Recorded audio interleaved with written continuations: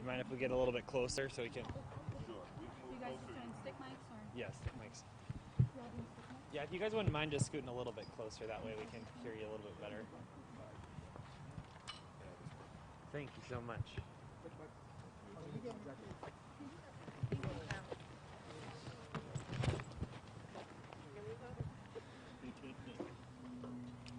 I can't explain to you how incredibly brief this is going to be.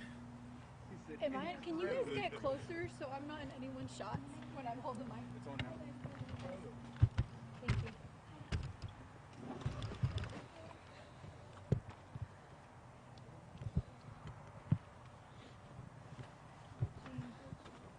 Do you need to come up, Master? No, you don't have a card again either. Do you have one with you?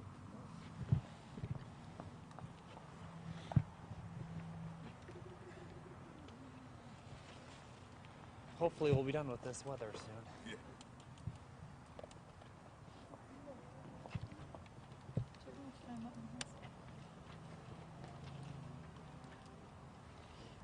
How much time is it? I know, but your camera just went black. Look at that. And I'm the one that can do that. How much time is that one up?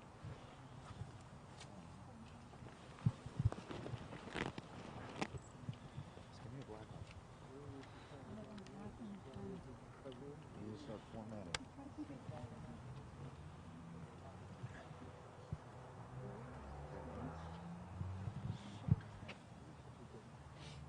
that's fine. Okay, we're ready whenever you guys are. We're ready. If I'm in anyone's way, just let me know and I'll move. All right, Lee Merritt, attorney for the family. We had a moment ago, we met with District Attorney Henry Garza. Three words that we heard repeatedly out during this meeting that gave us all a great deal of satisfaction was we heard prosecutors, investigators, and the DA himself saying justice for Michael Dean. We hadn't heard him say that until this point. We have a different idea of what justice looks like. We sharply disagree in the charge. He seems content with the charge of manslaughter. We are not.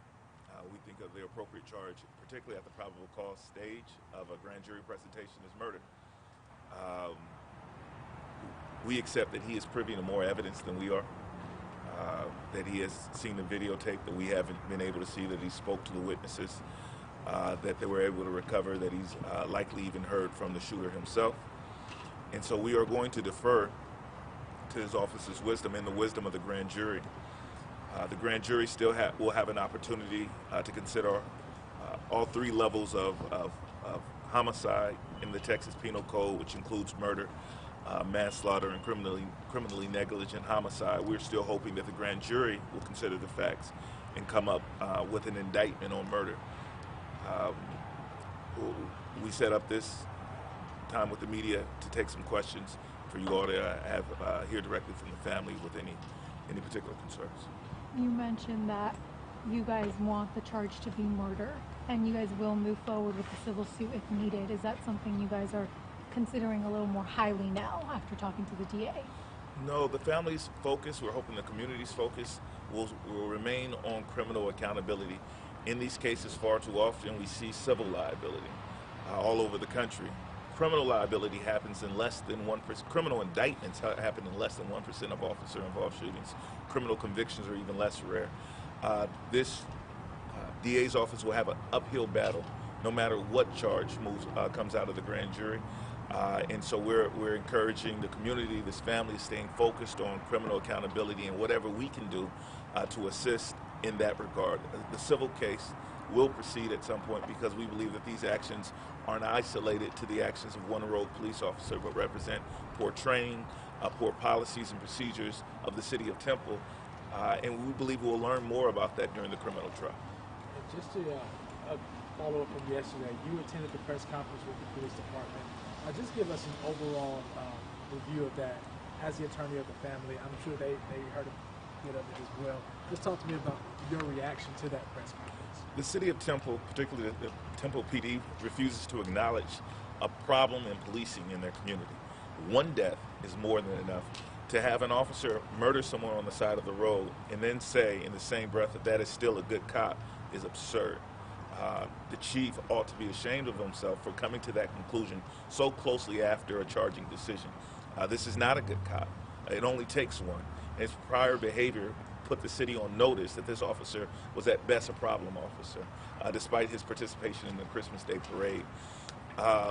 The city has issues that it needs to address within the department, and a part of our civil suit will be focusing on that issue. So pivoting to the family, what was your guys' reaction when you first heard we heard from Mr. Merritt about what you guys responded to? But when you found out that he was arrested, how was your response to that? I just felt like at least he was being held accountable for my son's life being taken. Moses, what about you? I just feel thankful. I mean, it's not them. I'm thankful for the community. I'm thankful for my kids to stand up for something right. This is not over with. He's not finished yet.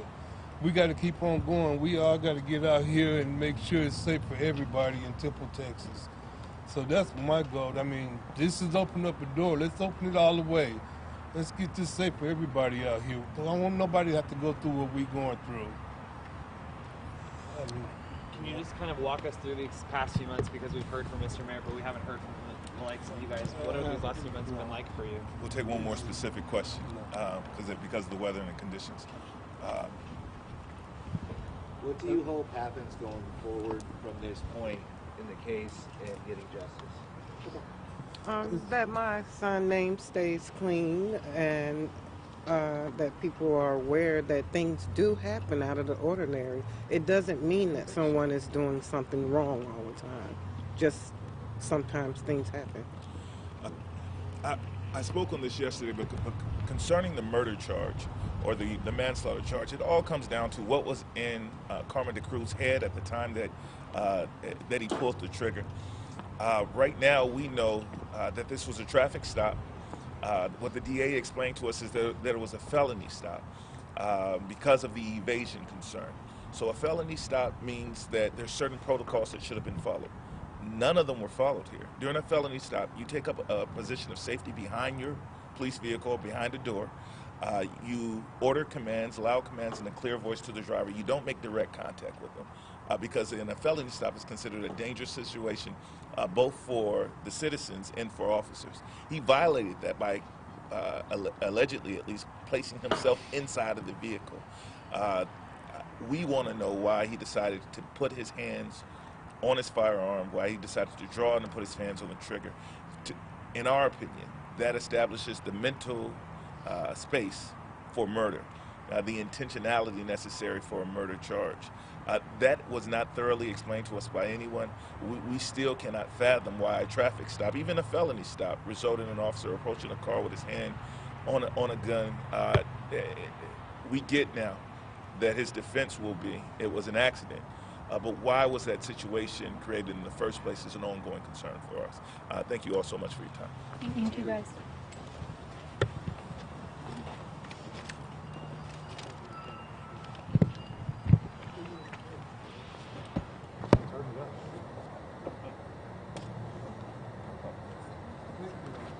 Thank you. Thank you. Thank you.